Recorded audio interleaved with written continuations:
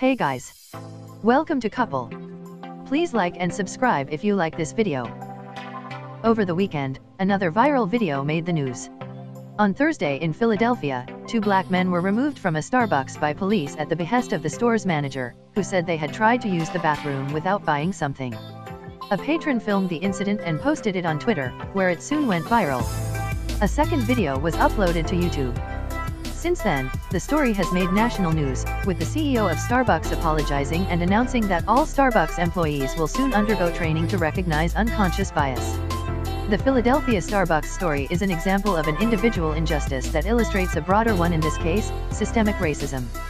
Its virality illustrates the ease and rapidity with which a news video that resonates with viewers on an elemental level can spread across the world.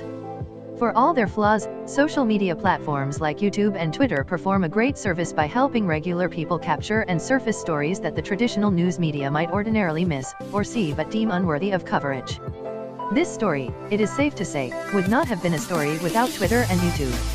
I don't just mean that we wouldn't have seen the footage of the incident if these platforms hadn't been willing to host it.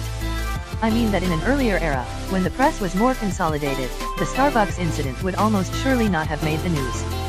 Two men ejected from Starbucks is not the sort of book that would have once captured the imagination of a city editor.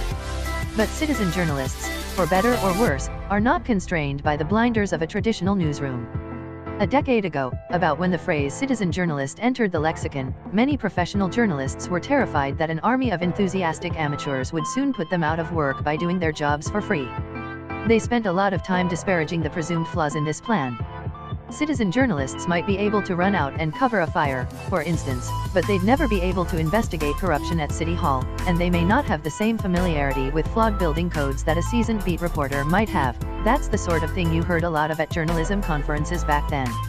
Occasionally, we would discuss ways that citizen journalists could be co-opted into helping professionals without displacing them, such as capturing breaking news footage that reporters could then incorporate into their stories. The public, optimistically, might become something like a worldwide team of news interns, performing low-level news gathering at professional journalists' behests, all for the thrill of being part of the news. This co-option scenario has basically come true, in the sense that mainstream media organizations now regularly embed non-journalists' news-adjacent tweets, images, and videos into the stories they publish. These social media users might not think of themselves as citizen journalists, but the effect is the same. The twist, and it's a big one, is that more and more often, these civilians end up setting the mainstream media's news agenda rather than the other way around. The mistake, though, with our journalism pundits made was in assuming that citizen journalists would approach the act of news gathering from a journalist's perspective, that they would want to mimic and mirror a professional journalist's priorities. Journalists want big stories. Scoops. A fire, a murder, a trail of corruption, that sort of thing. Journalists are trained to ignore, or not notice, individual microaggressions unless they fit into a pattern that can then be used to illustrate a broader narrative.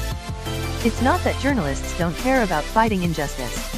Indeed, a keen sense of right and wrong, and a desire to bring malefactors to justice, is one of the main reasons that people pursue this thankless and often low-paying career.